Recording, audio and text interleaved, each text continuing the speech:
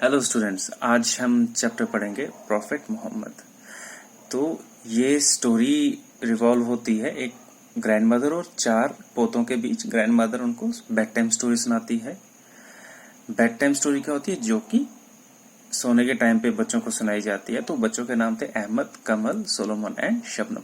Profit का मतलब देखिए क्या होता है। प्रॉफिट वो होता है जो ऊपर वाले के मैसेजेस, ऊपर वाले के टीचिंग्स हम लोगों को बताते हैं, जिनको बहुत ही रेस्पेक्ट से उनका नाम लिया जाता है या उनको फॉलो किया जाता है। रिलीजन के बारे में वो सब बताते हैं, फ्यूचर में कैसे किसी को बिहेव करना है, कैसे नहीं, उनको प्रॉफिट कहते हैं। ग्रैंडमदर बताती है स्टोरी रिवॉल्व होती है 571 एडी में, जब मोहम्मद पैदा हुए थे मक्का, सऊदी अरेबिया में। उन दिनों की बात है, अरब्स जो थे अपनी बेटियों को जिंदा गाड़ देते थे, क्योंकि वो उनको समझते थे बेटियां इंफीरियर है बॉयज से। यानी बॉयज के साथ अगर देखें तो गर्ल्स कम काम करती हैं या काम में आती हैं वगैरह वगैरह। तो गड्ढा खोदते थे, उनको वहीं जिंदा गाड़ देते थे। और अगर बेटियां चिल्लाती भी तो चिल्लाने से उनको कोई फर्क नहीं पड़ता था। ट्राइब्स में रहते थे, छोटे छोटे कस्बों में रहते थे, और उनका हर एक का एक हेड होता था। वही हेड जो है वो रूल्स बनाते थे कि मारना है किसी को, लाइफ कैसे चलानी है, कस्बे में कैसे रहना है। और एक उन दिनों ये फैशन बन गया था। उन्हीं दिनों की बात है जब मोहम्मद पैदा हुए थे। उनकी माता का नाम आमीना था और उनके पिता का नाम अब्दुल्ला था। अब्दुल्ला जो थे उनकी डेथ हो गई थी मोहम्मद के पैदा होने से पहले ही। उनके ग्रैंडफादर का नाम था अब्दुल मुतालिब, जिन्होंने इनका देख रेख किया, इनके देखभाल की, और वो उस ट्राइब के हेड भी थे। कहा जाता है कि ट्रेडिशन के तहत जब अब्दुल्ला पैदा हुए तो उनको पहले 4 साल एक कस्टडी में भेजा गया, एक वुमन के, एक लेडी के, जिनका नाम था हलीमा। इन 4 साल के बाद इनकी अपनी मदर जो थी आमीना, उन्होंने इनकी देखभाल की, और एक दिन उनको अपने रिलेटिव्स जो मदीना में रहते थे वहां पे लेके गई। 1 महीना रहने के बाद जब वो वापस आ रहे थे मक्का से, तो आमीना जी जो थी वो बीमार पड़ गई और रास्ते में ही उनकी डेथ हो गई। और तब मोहम्मद सिर्फ 6 साल के थे।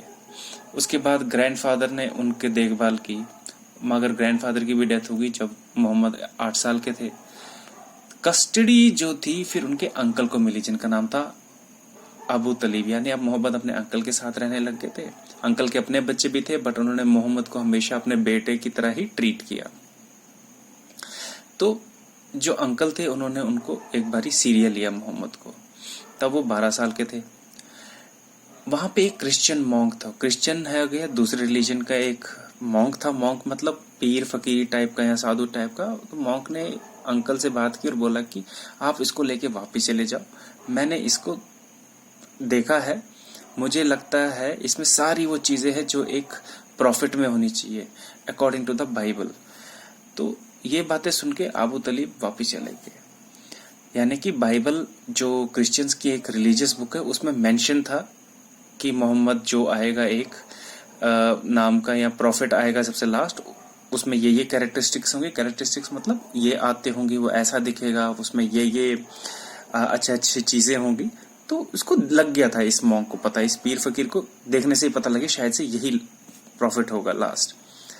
तो अब इतनी देर में मोहम्मद ने अपने अंकल का बिजनेस ज्वाइन किया, जो कि सेलिंग मर्चेंडाइज था, चीजें खरीदना बेचना।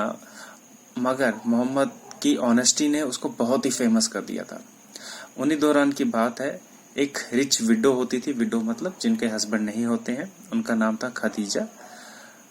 उसने इसके बारे में सुना, उसने भी अपना सामान या इसको बेचने के लिए बेचा, आगे सीरिया बेचने के लिए भेजा, और अपने सर्वेंट्स, अपने कुछ नौकर भी भेजे साथ में।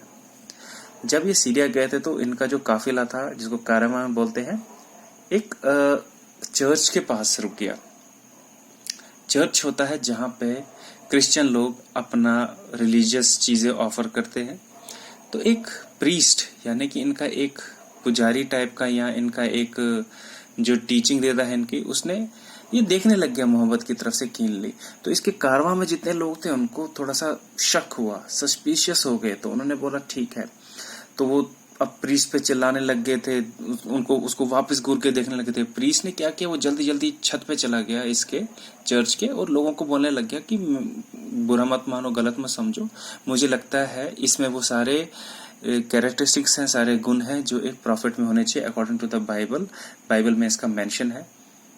तो ये सुन के फिर बाद में मोहम्मद और उसके सर्वेंट जो वापस मक्का चले गए।